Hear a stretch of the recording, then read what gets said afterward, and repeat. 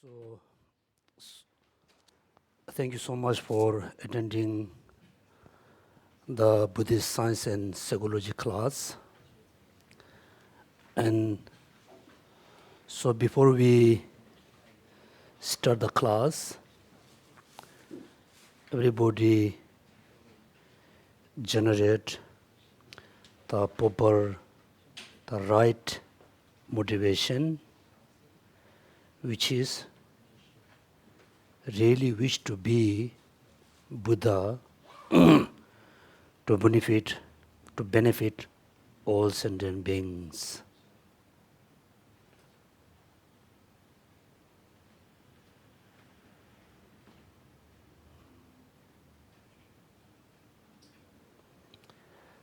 In order to be Buddha, in order to achieve Buddhahood, or in order to be the Arhat, in order to achieve the Arhat state, so we need to practice the path. The practice path means not just recitation and chanting and prostration, making offering, not at all. Practice path, mainly we need to practice the Four Noble Truths with the 12 interdependence. Then we need to practice the renunciation, emptiness, as well as bodhicitta. Therefore, in order to practice all the practices, we must know, we need to study, we need to learn how to practice the paths. Without study, without learning, we won't know, we don't know how to practice the path. If we don't know how to practice the paths, then we cannot really practice the path, then we cannot be Buddha in the future, we cannot achieve Buddhahood, we cannot achieve the Arhat state. Therefore, it is so important to study the Dharma. And also I really appreciate all of you for coming to TBC to study Dharma. Because you came to TBC because you are totally free. You don't have anything to do, therefore you come to TBC, not. Also you come to TBC because not somebody force you to come to TBC.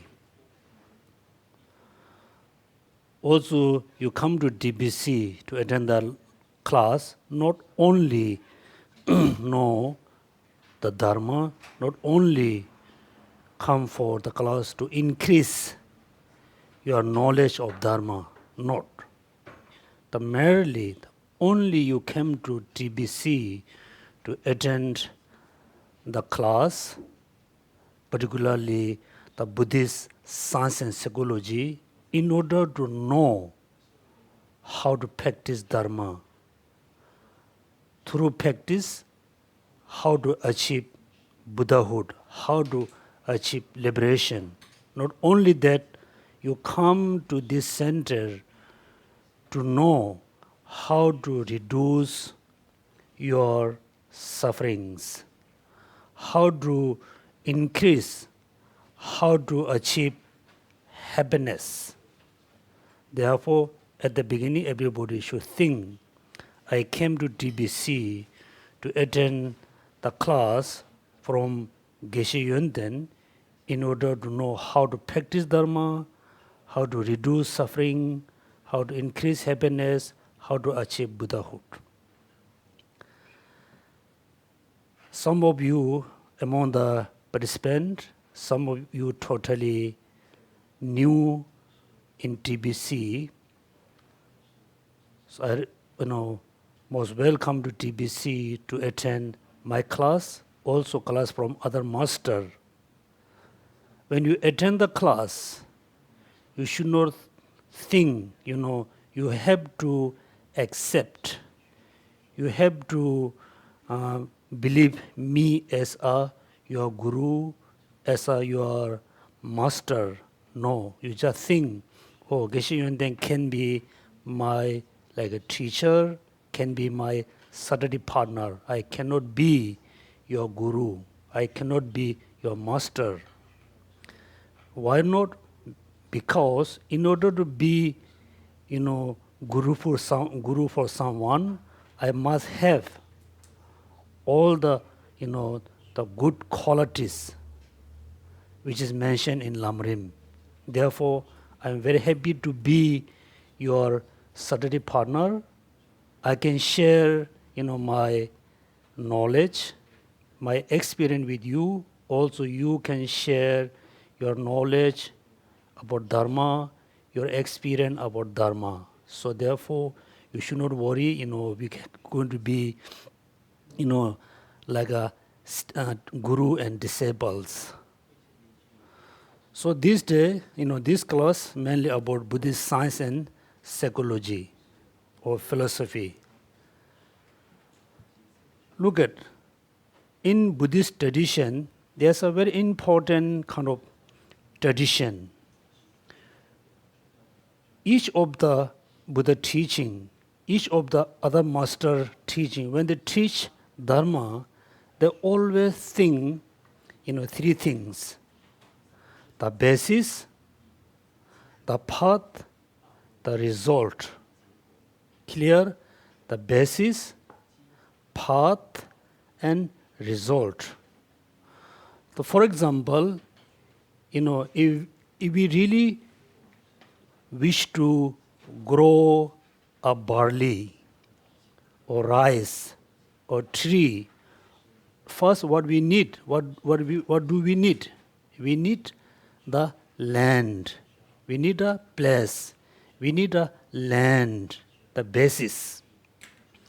If the land, the basis is no good, then we cannot grow rice, tree, what we cannot. If the basis, the land is very good, then we can grow the tree, we can grow the, the sprout, like plant. Then at the end, then we can have the result.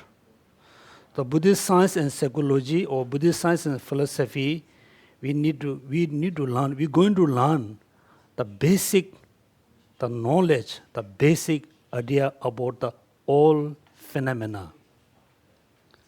Right? Basis, path, and result, like land, then the plant, then the fruits. Same thing, look at, we Buddhists, I consider all of you Buddhist. As a Buddhist, what we believe in Buddhahood. We believe, we one day we can be Buddha. We believe one day we can be Arahat. How we can believe, how we can say I can be Buddha one day? How? In order to believe, becoming Buddha, in order to believe in the future you can be a Buddha, we need to know the basic thing, the basic idea. We must have a basic knowledge about all phenomena. So when we study this book, we think the topic is, very simple. Also we think the topic is not the relevant our day-to-day practice.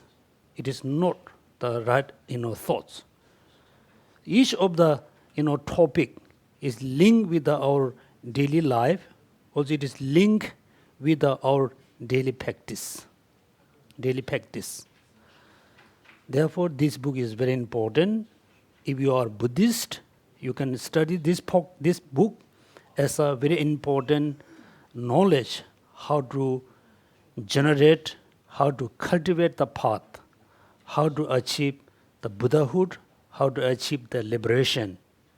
If you are not Buddhist, if you are a very free thinker, if you are not Buddhist, if you believe in other religion, also you can study this book. You can use this book to know the reality of all phenomena, include external phenomena, internal phenomena.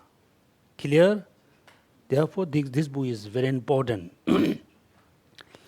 So, how it is why and how it is very important. Therefore, look at, I mentioned before, we believe in Buddha, we wish to become a Buddha. How we can be Buddha? Because right now we are very simple, ordinary being, very ordinary person. How you can be Buddha? Therefore, we need to study about our minds. Right? Therefore, at the beginning, we study about form. Then we study about the non-associated formation, non-associated formative, right? Non-associated formative factor. Then next, we're going to learn the permanent phenomena. Then we're going to study about the mind and mental factors. For example, when we say, I'm not happy, I am not happy. Why you are not happy? Because you didn't have a breakfast, because you didn't have a lunch, because you didn't have a dinner. We say, no, I had good breakfast, good lunch, good dinner. Still, I'm not happy. Right? We say, I'm not happy. So why you are not happy? Because the weather is good, you have a good food, you have a house, but still why you are not so happy?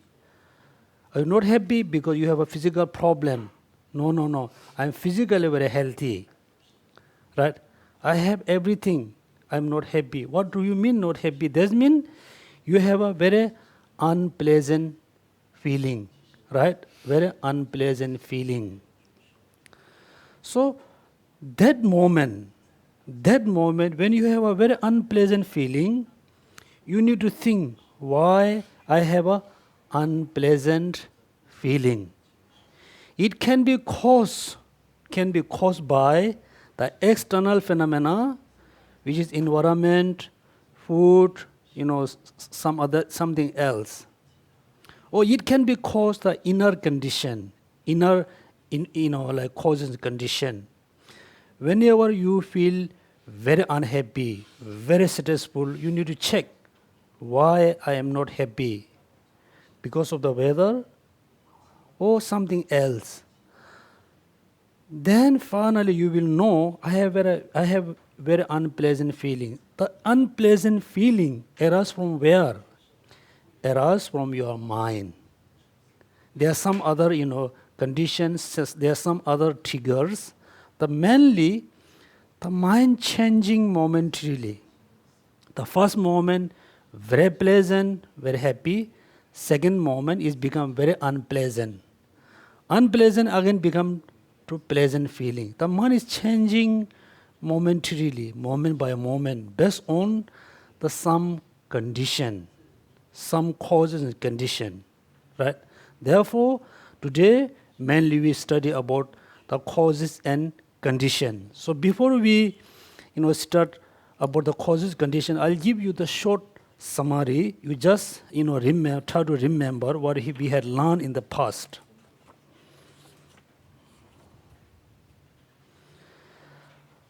At the beginning, we study about knowledgeable object of knowledge. Okay, knowledge of object. That means, according to Buddhist science, according to Buddhist philosophy, all phenomena, right? All phenomena mean everything. The big, small, good, bad, white and black. Everything which is appeared to you, which is not appeared to you, we name phenomena. All phenomena are object of knowledge. That means all phenomena perceived by a mind. This is object of knowledge. There's some mind which is know the object, therefore we call object of knowledge. Then we learn the synonymous, right? Object of knowledge. After that, we learn all phenomena, all object of knowledge, we can divide into two categories. What are they? Permanent and impermanent.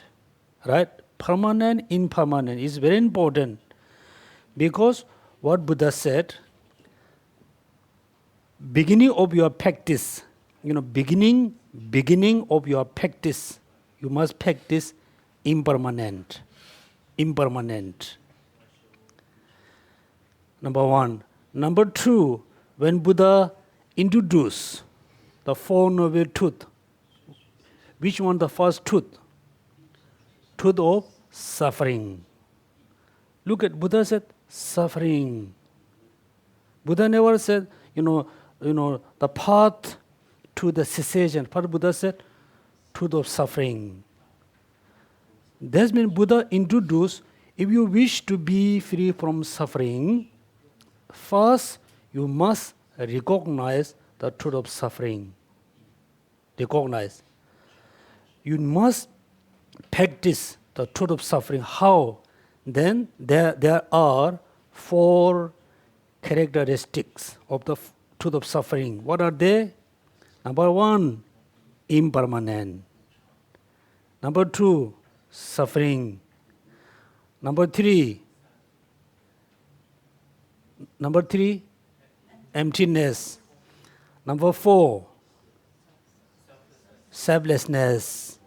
Very important. First, when he talk about the Four Noble Truths, among the Four Noble Truths, first he talk about the truth of suffering. You must recognize.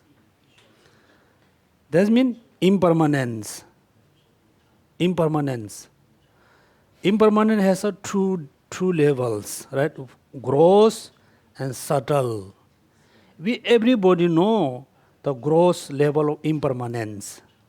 Not only human being, the other sentient beings like a cow, fish, animal, all other sentient beings also recognize, also understand the gross impermanence, right?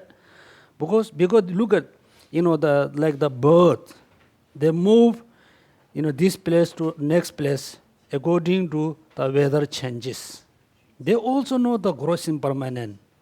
We human also know the gross impermanent, but we don't understand, we don't, not able to recognize the subtle impermanence. Therefore, all phenomena we can put into two categories, permanent and impermanent.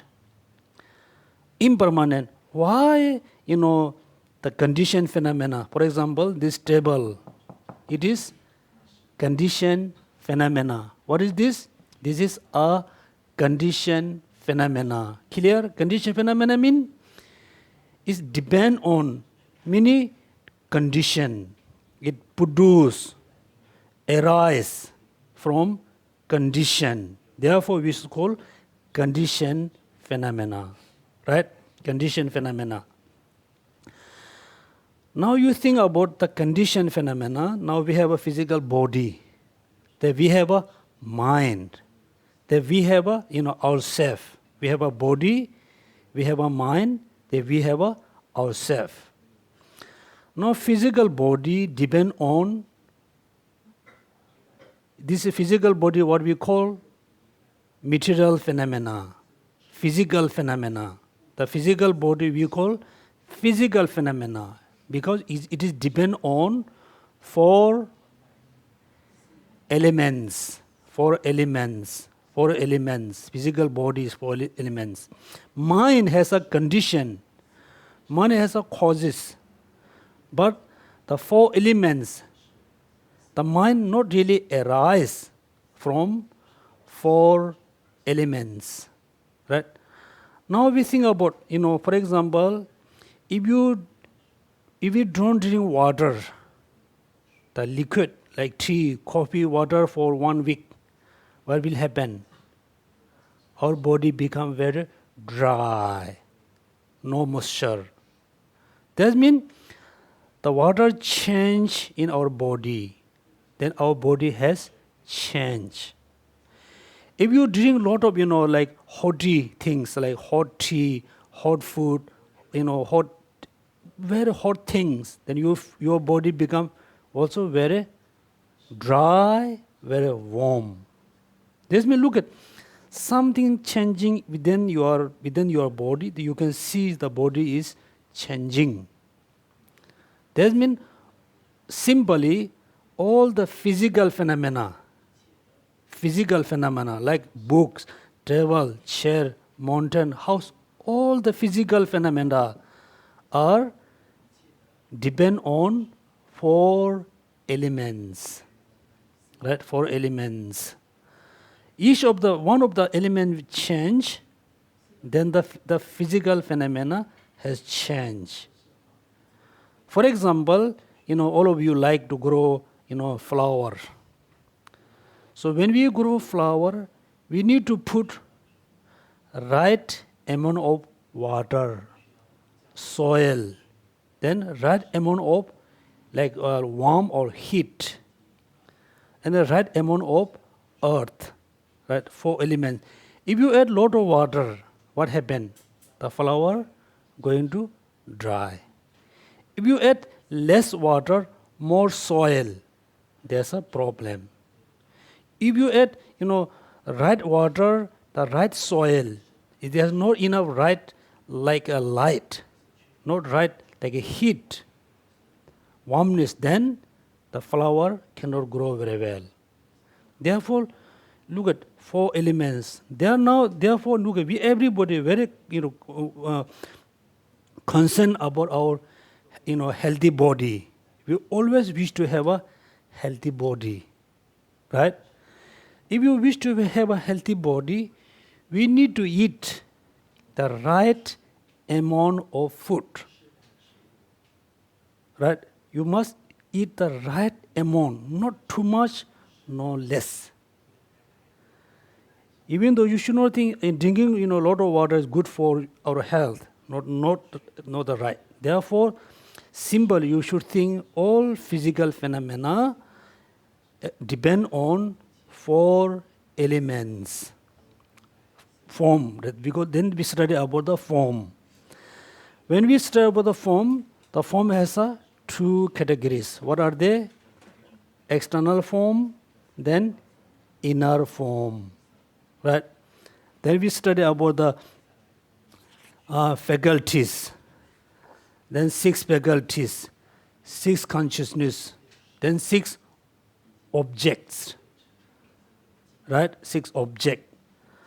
When we studied about the 6 faculties, 6 consciousness, 6 objects, then, for example, when the object has changed, the mind can be changed, right? Can be changed.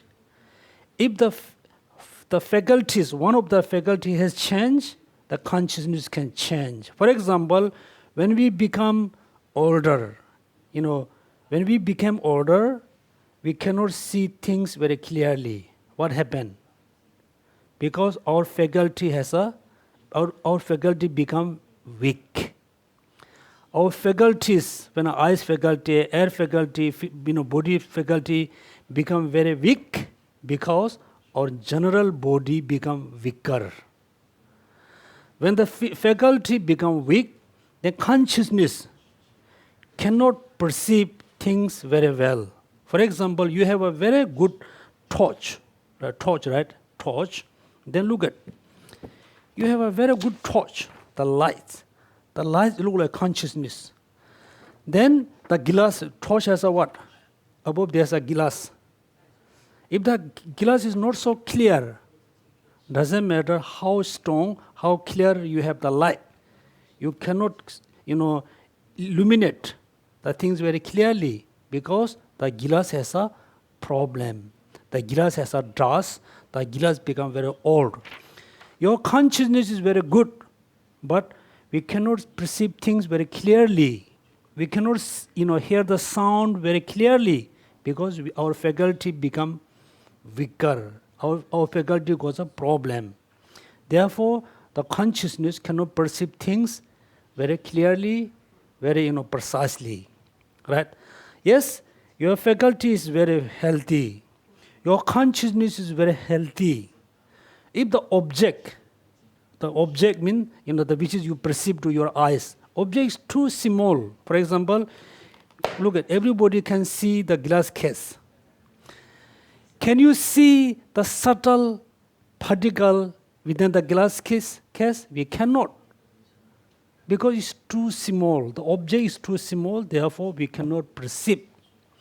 So in order to perceive the things very correctly, we must have a right faculty, right consciousness, right object.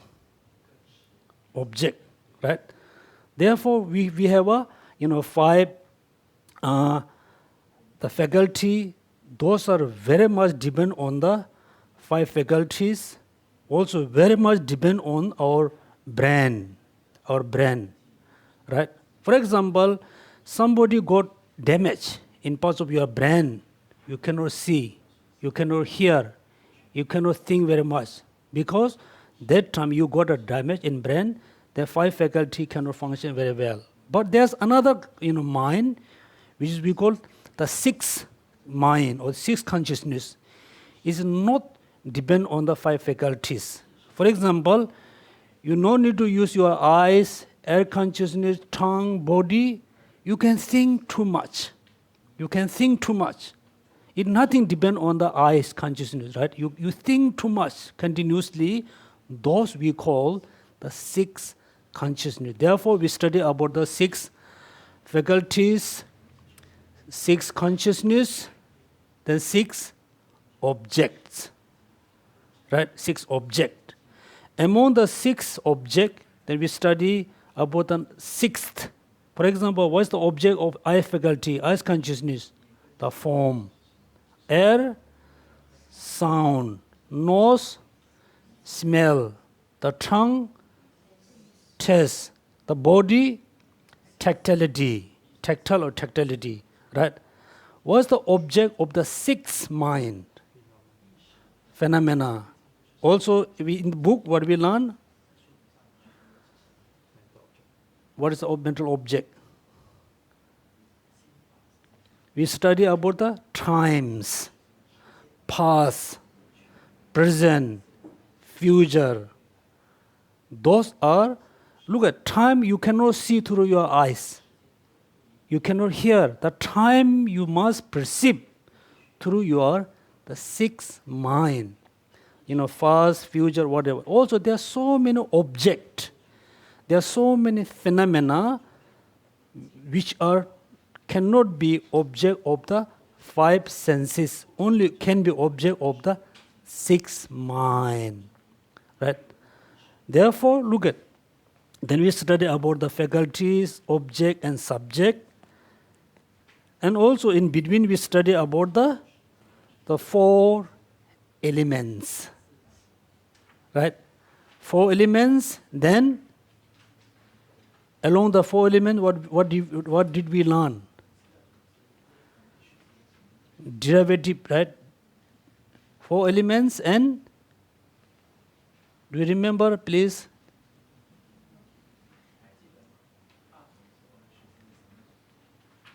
Four elements? No, those are the five elements, right? Four elements. Along the four when we study, then also we study about the six derivative, right? Derivative, something like this. Causal primary. Sonam, do you remember? Yo, Nime Wangchila. Huh? I can't remember the six. I know that the four elements, then you plus five plus six, and then plus the root elements.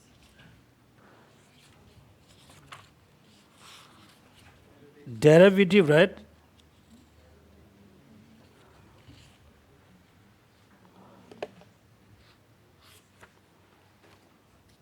Causal derivative, I think.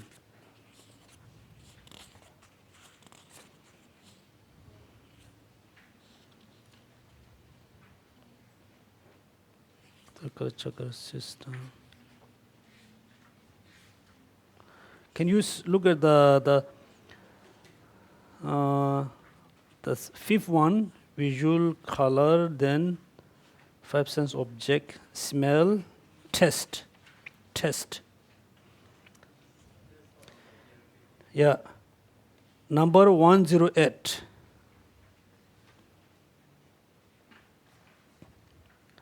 Tactile entity. That's the touch, the body sense. Object or contact were two types of primary elements and mental form. Then derived, right, from primary elements. Can you see the 108? What are they? Primary elements and material form. Then DERIVED, derived forms. Right. Then they talk about the 6, 110. First, second, third paragraph, second paragraph. 7 types of derivative tangible. What are the 6?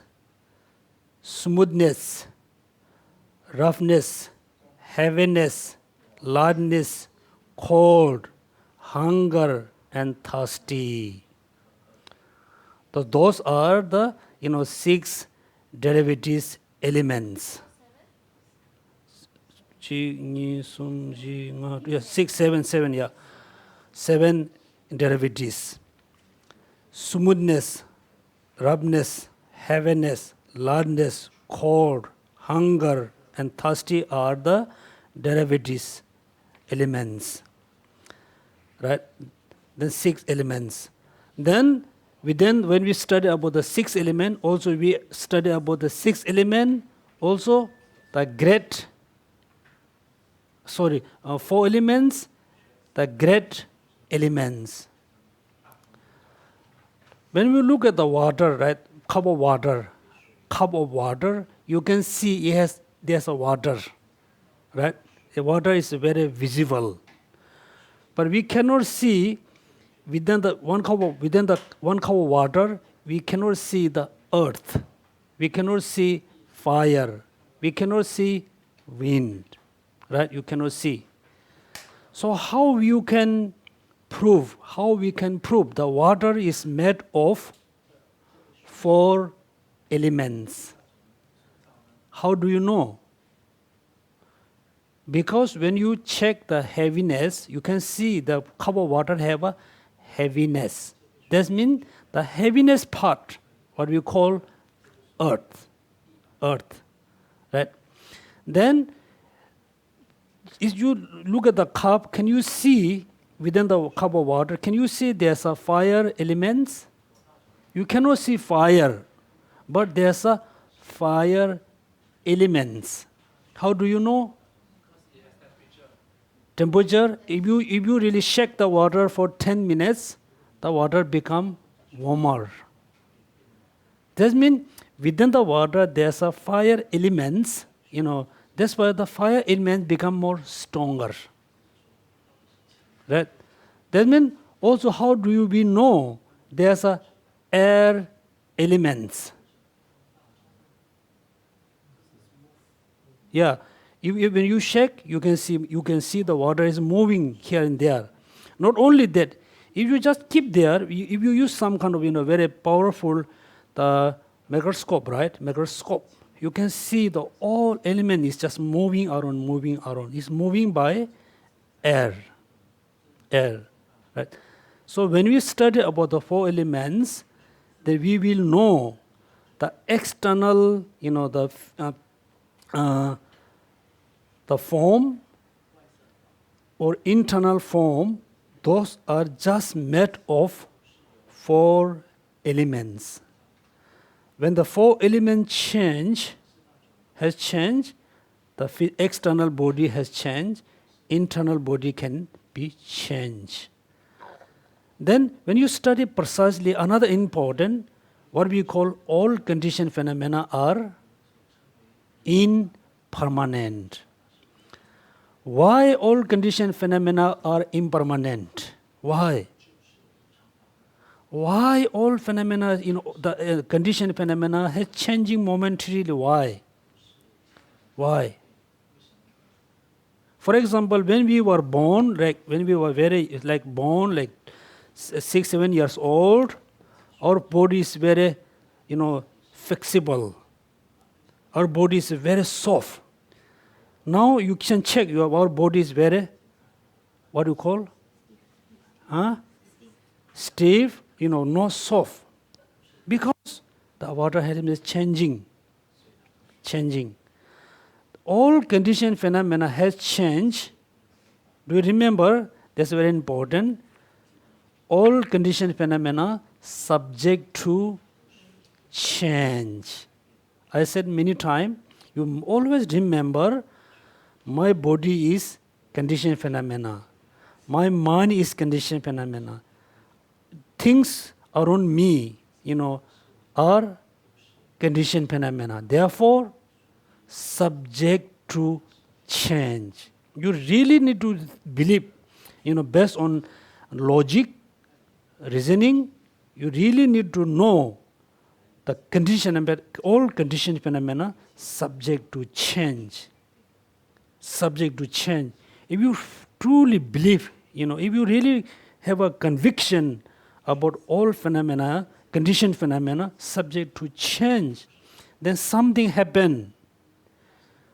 Then you fully realize, yes, it's a conditioned phenomena, therefore it has changed. It changed momentarily. Therefore, when you lose your dear one, your friends, your family, when you lose your valuable object, you won't have a strong disappointment. You won't have a sadness, because you already knew it's going to it's going to be change. It's going to be decade, right?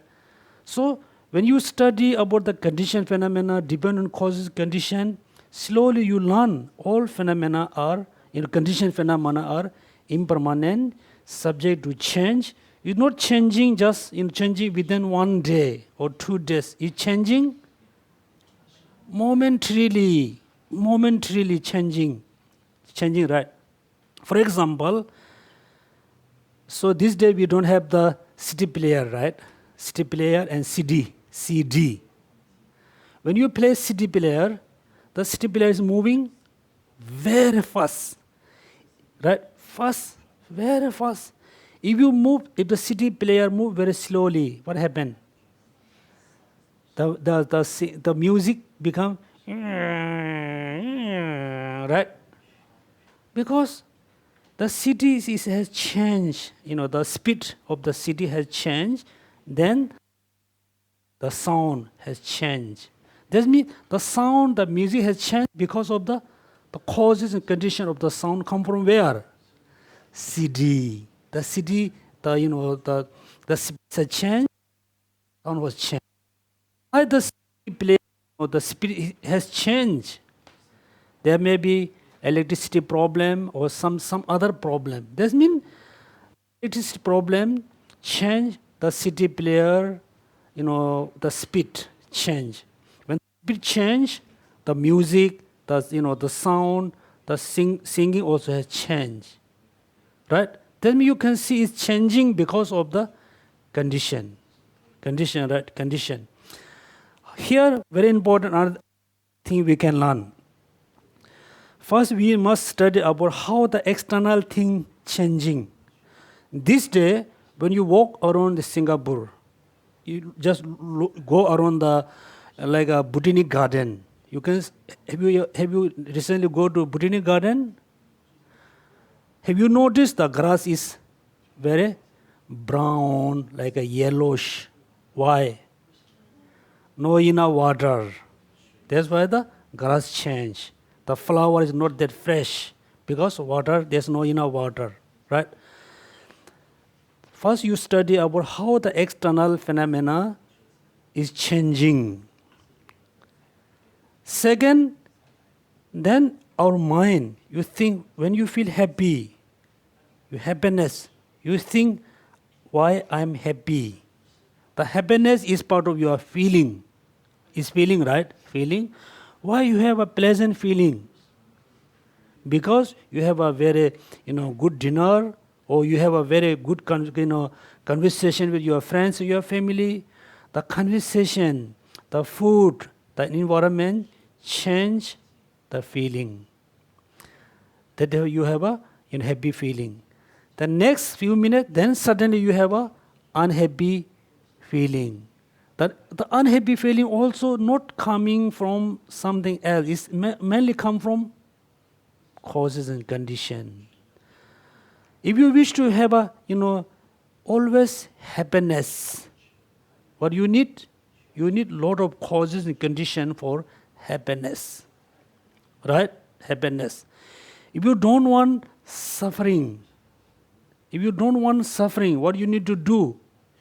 You need to reduce the causes and condition of the suffering. Right? For example, you have a beautiful garden. One side of the garden grow beautiful flower, very nice grass.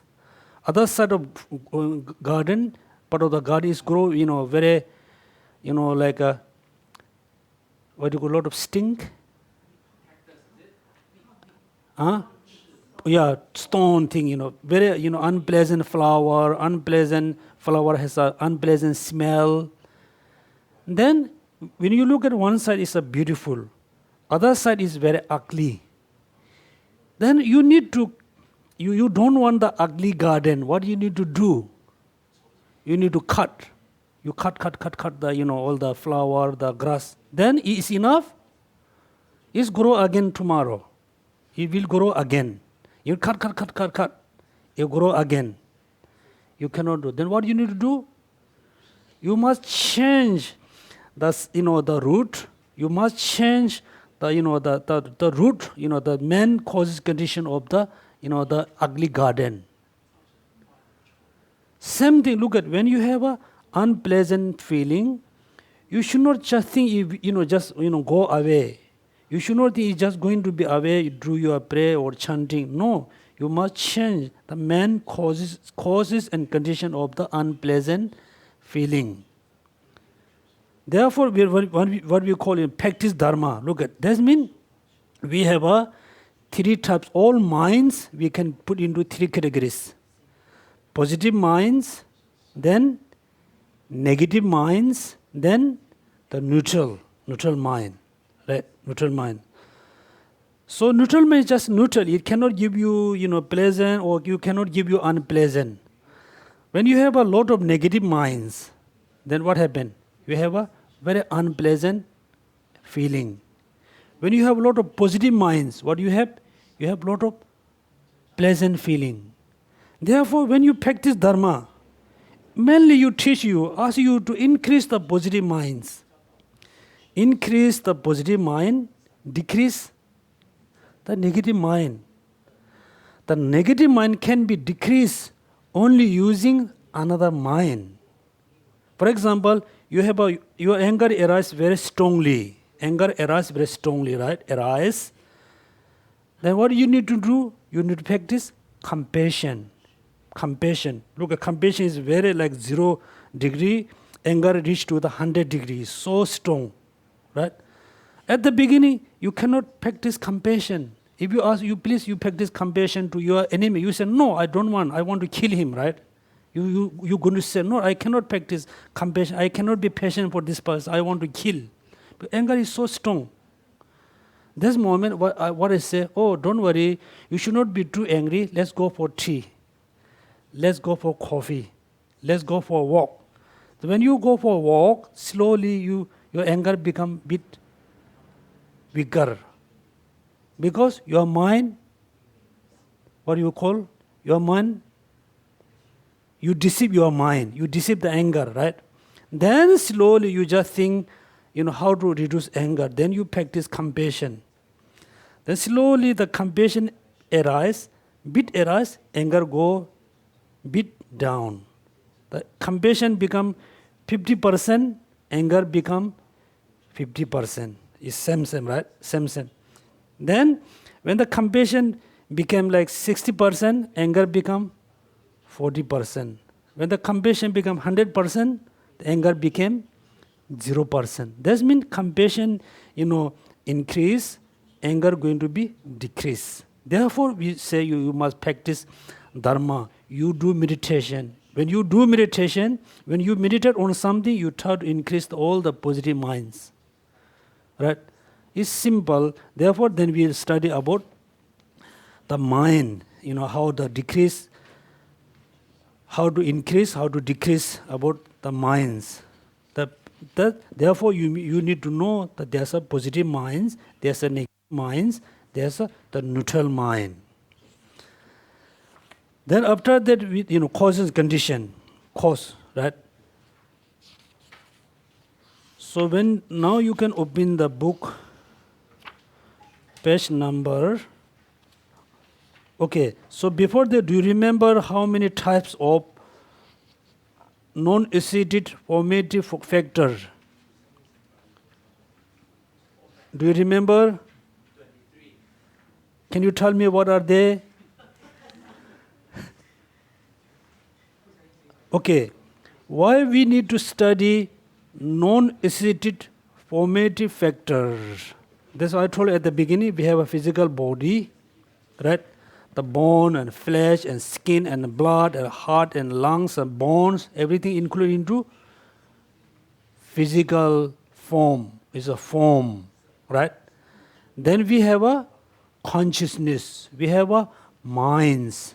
Then also we have a we, me, human being, sentient being, Buddha, Bodhisattva. Those are included into non-associated formative factor. So here, what we think about little bit, look at, I told you many times, it is mainly today is summarized, so the revision. Look at, when we look at ourselves, you check yourself, right?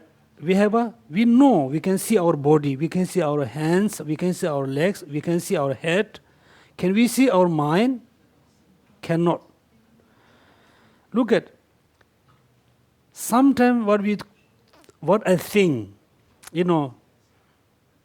we should think I'm so lucky.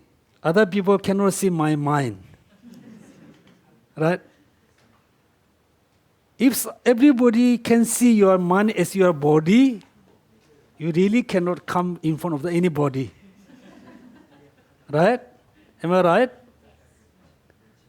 This is a big miracle of the Buddha. Buddha give big miracle, not able to see the mind. Right? Therefore, mind cannot be perceived by the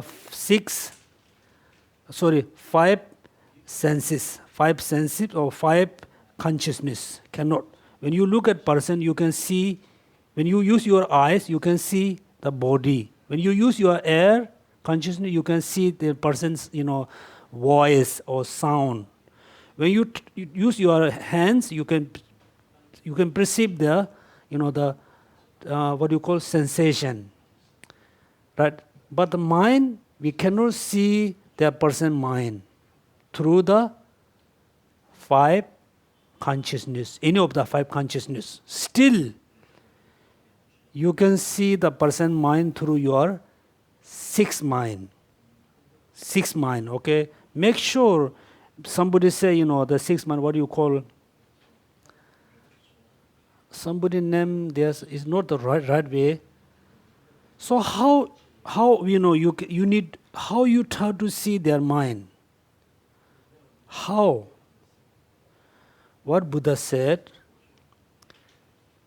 the cunning, right? Very cunning. Someone is very cunning how to they know how to hide their motivation. They know how to hide the mind.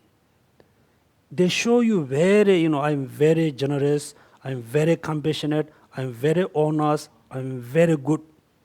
They show you the things, but they really able to hide the mind very deep level. Therefore, in our life, we got lot of deceit. Deceived by our family, right? All of you deceived by your families, all of us deceived by our friends. We got lot of deceit in our life because we could not see the mind behind the action. But still, it doesn't mean you cannot see the mind through your mind. Still, you can. For example, the mind is look like the water, very pure water. All the action is look like the web, right? So, if you look far away, you cannot see the web. You look far away from the ocean, you cannot see the web. When you do more closer, then you can see the web. The web is look like the reaction of the mind. When people get angry, 10%, so difficult to see, your friends, your family are really angry towards you. But if you look very precisely, the person, definitely you can see, oh, my friend is angry with me, my family angry with me. How do you know? Because when you have a thoughts, when the thought arises, among the six, when anger, attachment, one of the six mind arise, you can see the expression in your body. You can see the expression within your body.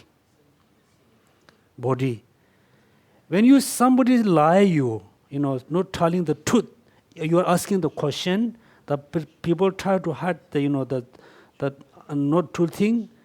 If you look very closely, the body action, definitely you can see the person is lying.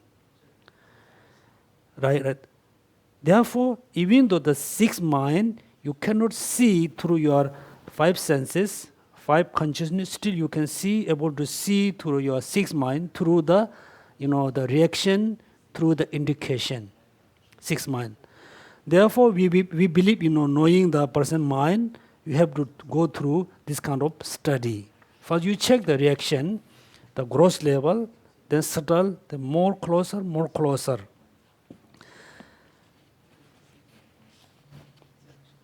Therefore,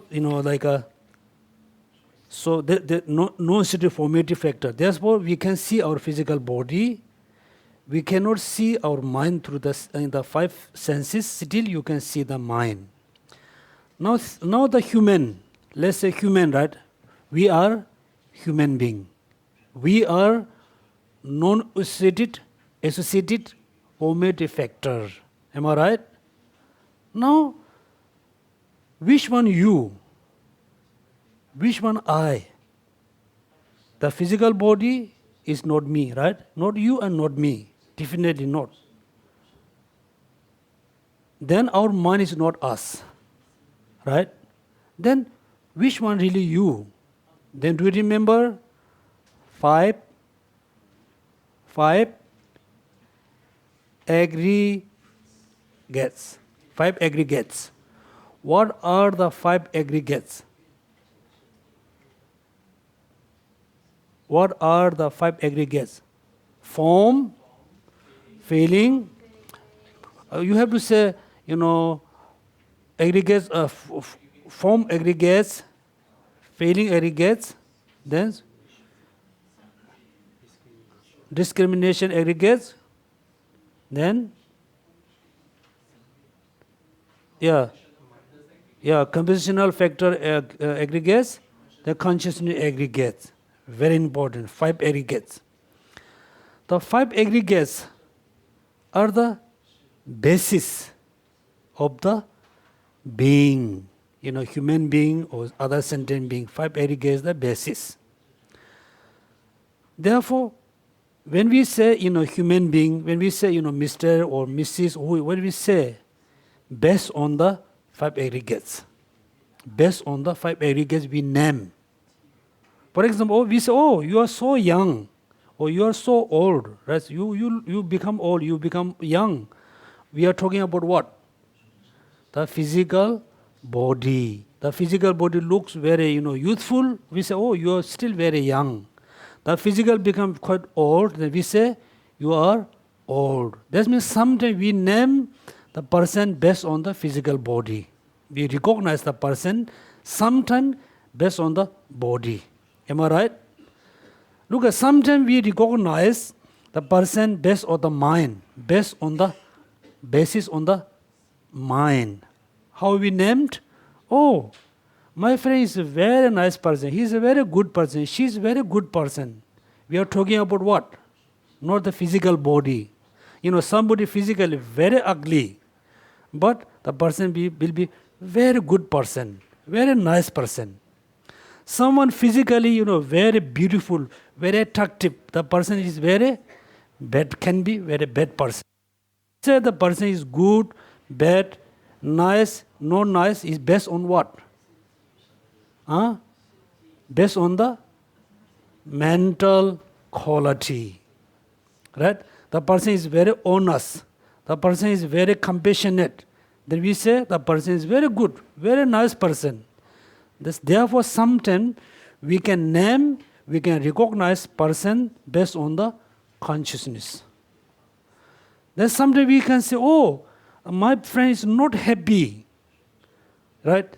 Then we can name based on the feeling, based on the angry. Therefore, person is a mainly only, designated based on the 5 aggregates. Each of them not the person, but we name, we designate it based on the 5 aggregates. Right? 5 aggregates. Within the 5 aggregates, there's again gross, subtle, very subtle.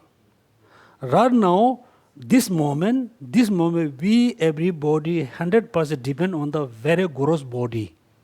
Gross body.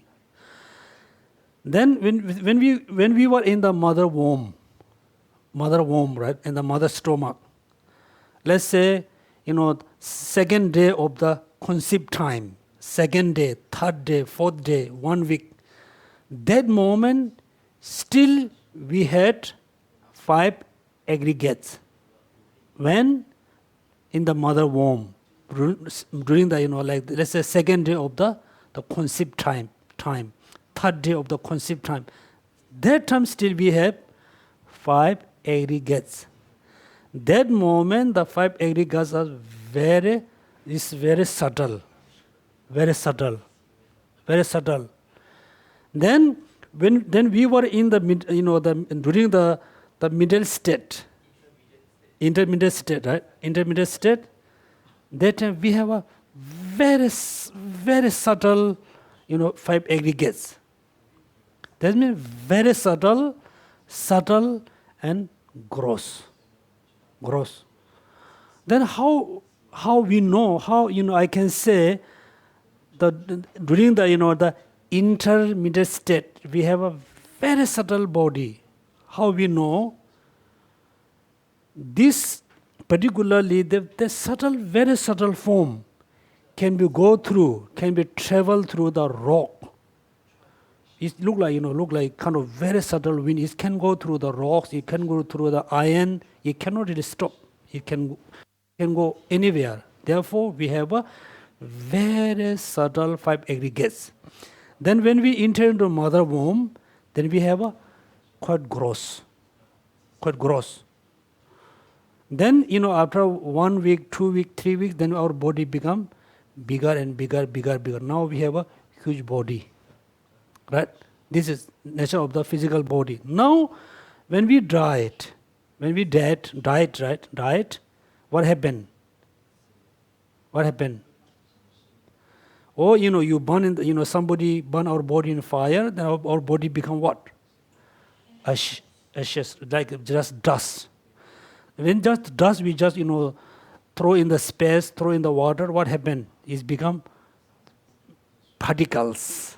It's particles. Even though your body keep like underground, after a few years, then it's also become particles. Then look at the beginning, it start with a very tiny particle. Particle is become very big, big, big, big, big. Then again become particles. That means how the physical body become subtle to gross and very gross to again subtle. The consciousness is not like that. The consciousness cannot be subtle and grow is very gross. The consciousness is always same. But sometimes is able to function as a gross, sometimes function as a subtle, is depend on the basis. Okay, therefore, we must learn the non-associative formative factor in order to know, in order to able to recognize yourself, recognize other sentient being. Other sentient beings or yourself just mainly designated based on 5 aggregates. Okay? So now I'll give you a little kind of short explanation about causes and condition. So we have a half hour, right? Do we have time? Yes. Half an hour. Cause and effect. Page number 151.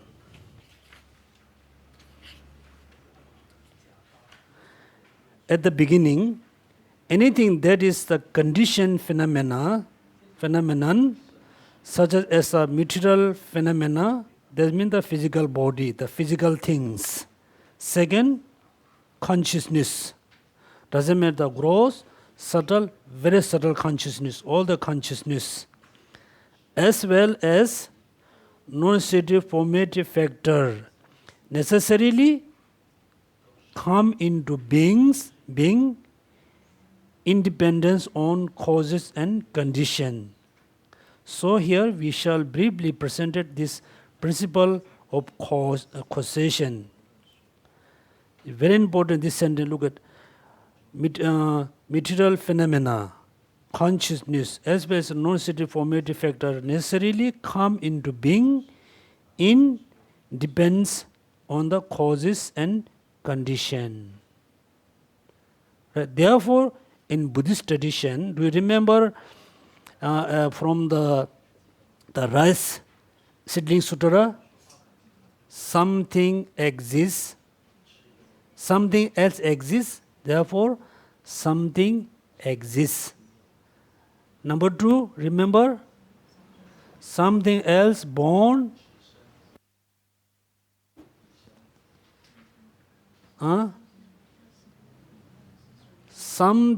Something exists, therefore something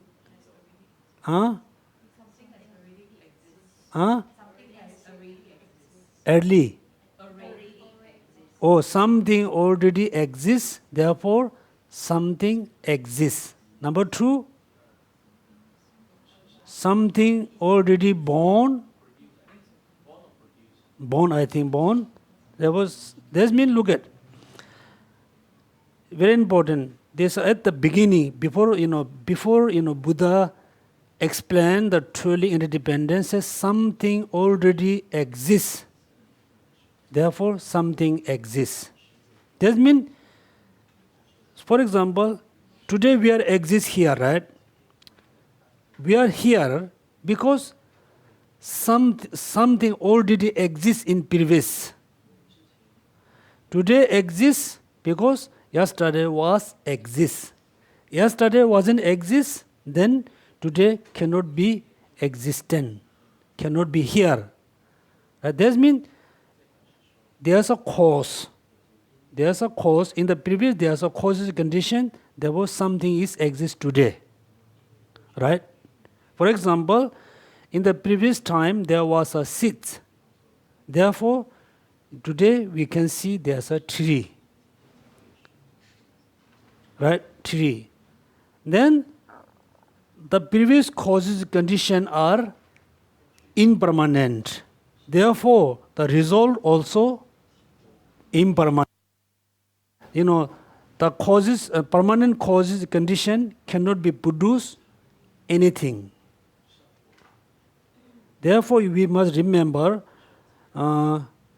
potential condition of potential condition of the impermanence. Therefore, that reason, now I think all of you quite clear. There's a cause, therefore a result. The result is impermanent because the cause were impermanent. This is a very important Buddhist concept. Therefore, according to Buddhist philosophy, according to Buddhist tradition, we don't have the notion of creator. Right? Notion of creator, concept of, we don't have a concept of creator. If there's a creator, then we need to ask a question, who create the creator?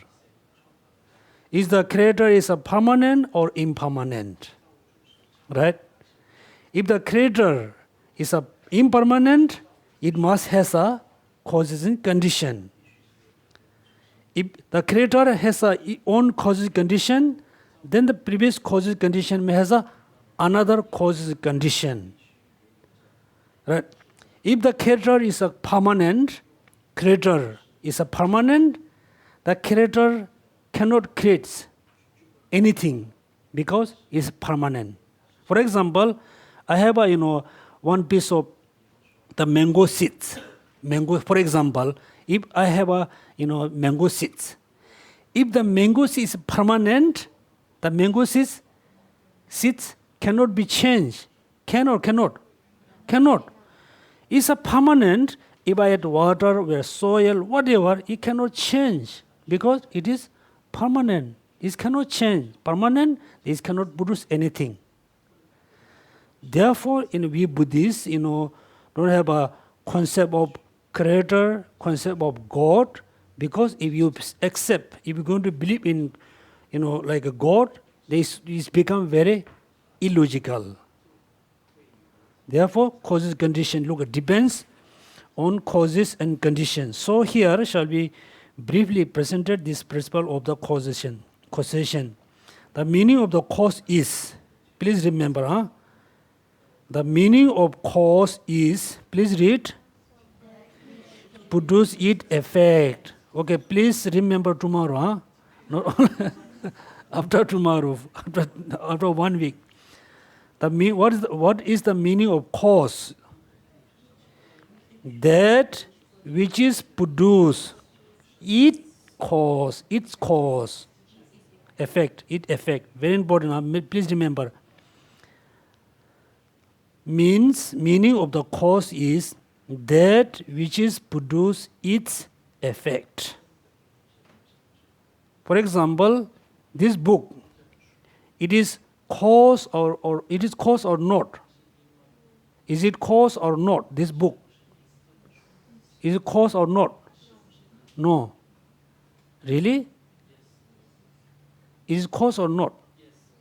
Yes, somebody say yes, somebody is not. It's also okay, it's, just think. Somebody say it is cause. How you can prove this book is cause?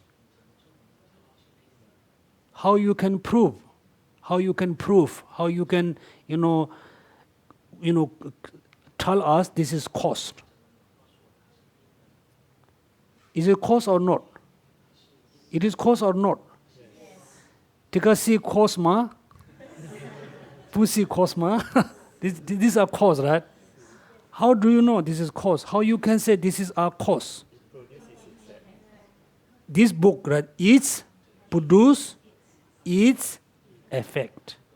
We didn't say it produce effect. It produce its effect. What's the effect of his book? Huh? This book is the effect. The next moment book. Very good. Next moment book. Okay, please answer very precisely, because we are studying about the Buddhist philosophy. Is the book is cause or not? Yes, it is cause. It means it produces its effect. Effect. What is the effect of this book? Okay, precisely. Okay, next moment book. All of you agree? Really? Can anybody can challenge? I can challenge. Look at, there's no enough precise. If you say next moment book, that means next moment book can be effect of this book. Then do you remember the relation between, there's a two types of, right? No. The relation. Yeah. Contingent relation and I think all of you really forgot. Okay. Yeah, contingent and contingent relation and simultaneous relation. Now all of you said the next moment of book is the effect of this book. Then next moment of book, contingent must relation with this book. Is it? Right? That means wherever this book exists, next moment book must exist. Right? Exist. If the book is not exist, the next moment book cannot be exist. Right? Don't you think there's a next moment book in US? Next moment book in India? In China? There are so many next moment book everywhere. Do you understand what I mean? Yes. Therefore, you say next moment book is not enough precise. You must say next moment of this book. You should not say next moment book. For example, mother and the daughter. You should not say, my mother is, my mother is cause of daughter. My mother is cause of the son. You should not say, my mother is the cause of this son, the daughter. You're talking about particular one. If you say, my mother is cause of the son, then if there's your son, your mother must be there. Yes, therefore, there's no enough precise. Therefore, you must say it's. Look at the meaning here. It's effect. Right? Furthermore, when a given cause exists, look at given cause exists, there's a possibility the effect can come into being. And this very basis of dependence is what is called causation. Next sentence, please read together. Where is exists, that arise. Then, and when it change, that change as well. Then, referred to as cause. Very important, right? Where it is exists, the cause exists, the effect that arises. And when it change, it means when the cause change, then the result change as well. Right? Now, in general, the text speak of the varieties usage of the in terms of cause. Number one, please read of origin. Number two, cause of abiding. Number three, supporting. 4, illumination. 5, transformation. 6, 7, 8, proximate cause. 9, distant cause. 10, evidential cause. Okay, they name 10 types of cause. This just name. There's not, cause and effect each other. For example, number one, cause of origination, such as the production of the consciousness from the assembly of the three conditions. Look, that means all consciousness, any type of consciousness, must arise based on three conditions. What are the three conditions? Object condition, then no subject. Immediately perceiving condition, no. Dominant condition. For example, when you perceive an object, now you can see Buddha statue. The Buddha statue are object condition. Then the eyes faculty is the dominant condition. Then the previous moment consciousness is the immediate preceding condition. That means all consciousness, any types of consciousness, positive or negative, whatever, all consciousness must arise based on three conditions. One of is missing, the consciousness cannot arise. Okay, now we can stop here. Please remember the 10 types of consciousness. Then please open the page number 159, right? 159.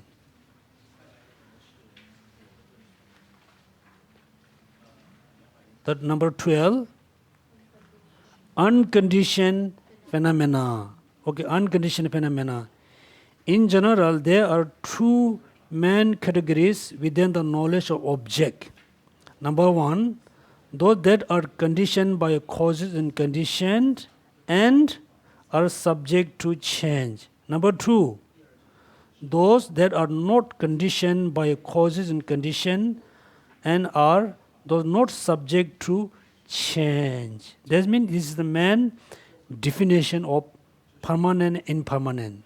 The first of these two are conditioned phenomena, whereas the second are unconditioned phenomena. The definition: unconditioned phenomena are defined as, please read, that which is devoid of the three characteristics of arising, ceasing, and enduring. This is the definition of unconditioned phenomena. Look at that which is devoid of three characteristics: arising, ceasing, enduring. Unconditioned phenomena and permanent phenomena are equivalent. Please remember the definition of unconditioned phenomena. Also, please remember the definition of space. There's a two upper school. Because until now, we keep talking about space, but we don't know the definition. What do you need to remember? Definition of unconditioned phenomena. Definition of space according to the lower school and upper school. Then you need to know what does mean devoid. This is a homework for you. 10 types of cause, and the definition of unconditioned phenomena, definition of space. If you're really going to understand the meaning of or the definition of space, then for you very remember to overcome confusion between empty and space. Right? For example, we have a empty, between two walls, there's an empty place, empty space, right? Therefore, we can go, we can walk. This is not the meaning of space. It's just empty between two things. Empty of the cup, empty of the glass case. Empty, look, it's empty. It is not the meaning of space. Empty and space are two different things. You must try to understand the meaning of space. Okay, so do you have anybody have a question?